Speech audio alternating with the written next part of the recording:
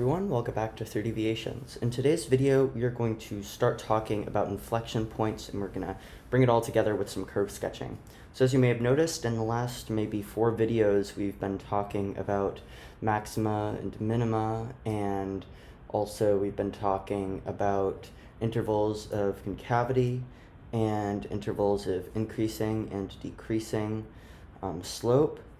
And that's really important stuff, and we're really going to start applying it today to sketching a really good graph of a polynomial. And of course, this would be applicable to all different types of functions that we deal with.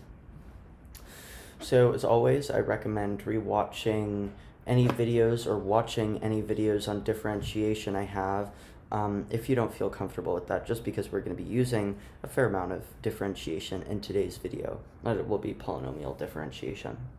All right, so let's get started with inflection points and curve sketching.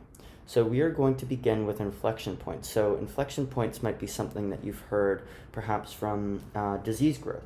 So you could have a graph, maybe this is cases. So you have cases, and then you have a time axis as well. So here's our time axis. And maybe you have a graph at the beginning, it kind of goes out of control, but then they're able to put in some nice measures and it stops the disease growth as you go off in time. So here you might be able to say this is the inflection point. This is where it stops getting worse and we start doing better with our disease growth.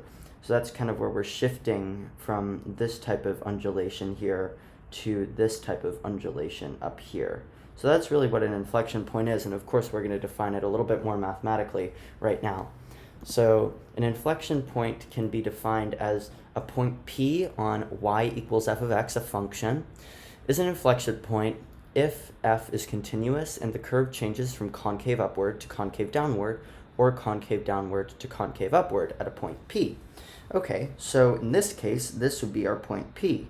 So that is what an inflection point is. It's when we change from something like this, which is concave upward, to something like this, which is concave downward. That is how we're defining an inflection point in our case. So inflection points can be really easy to find. It's when we set the, just like with the first derivative, we set the first derivative equal to 0, and that will find us our critical numbers. If we set the second derivative equal to 0, that is going to find us our inflection points, or some critical second derivative points. Okay, so now we are going to talk about a test before we start with our graph sketching example. So we're going to talk about one test, and this is the second derivative test. All right, so we talked about the first derivative test, but we're also going to have a second derivative test as well. So let's say that f double prime is continuous near a point C. So given that it is continuous near C, we can make two statements.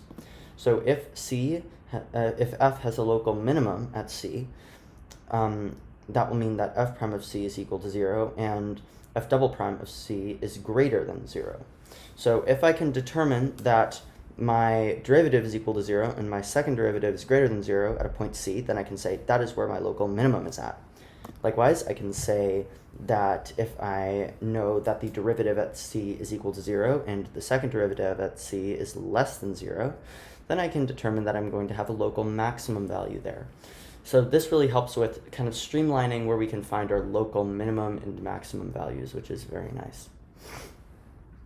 All right, so now that we've talked about the inflection points and the second derivative test, let's do an example with some curve sketching.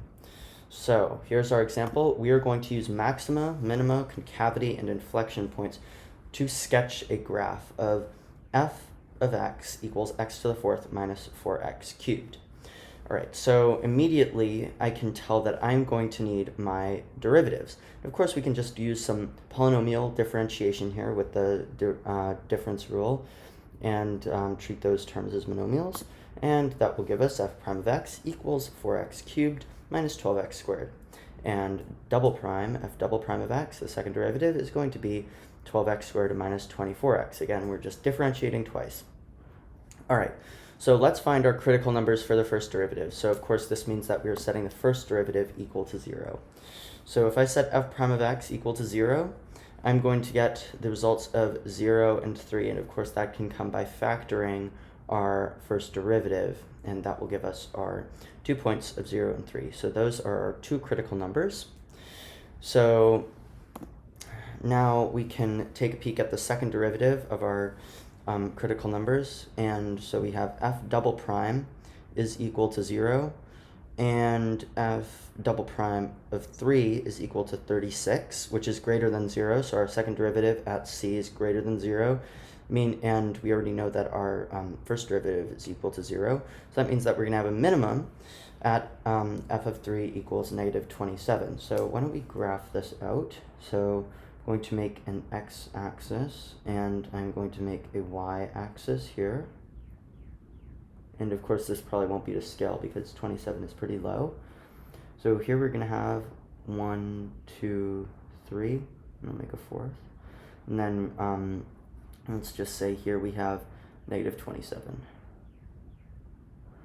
So that means that we are going to have a minimum right here. That's our minimum value.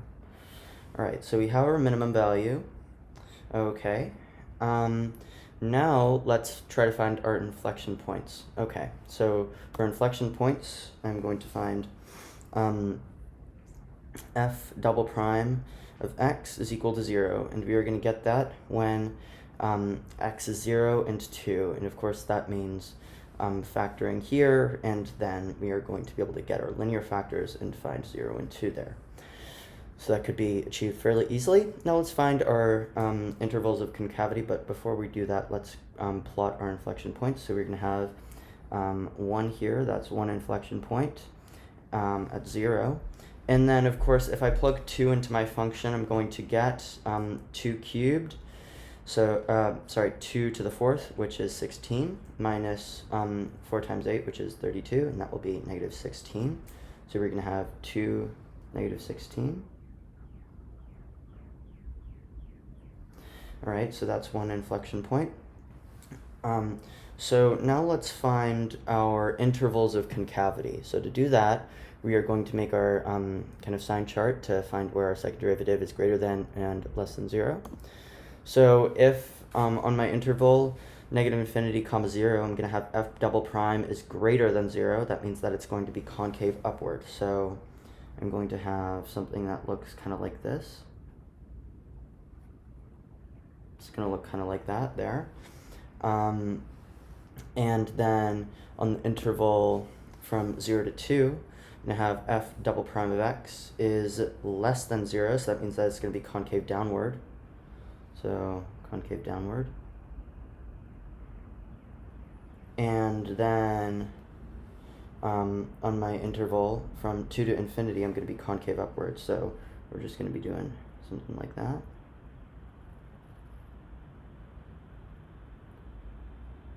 And that is a graph of our function there.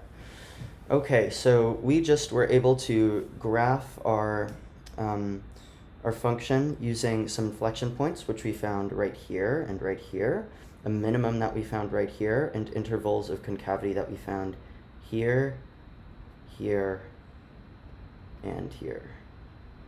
And we were able to make a fairly nice sketch of this function here in not very much time.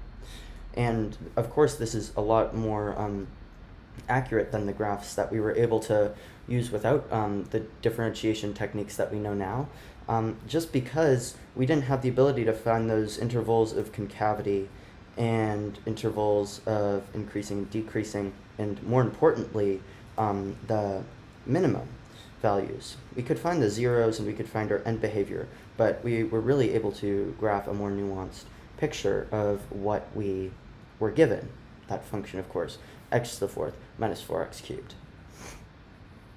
All right, well, thank you very much for watching today's video on inflection points and curve sketching. In the next video, we are going to be doing something really important, and we're going to be going back to limits to talk about how we can use differentiation to help us solve limits in indeterminate form with something that we call L'Hopital's rule. So we will get back to you later on. We will see you back here next time. Bye-bye.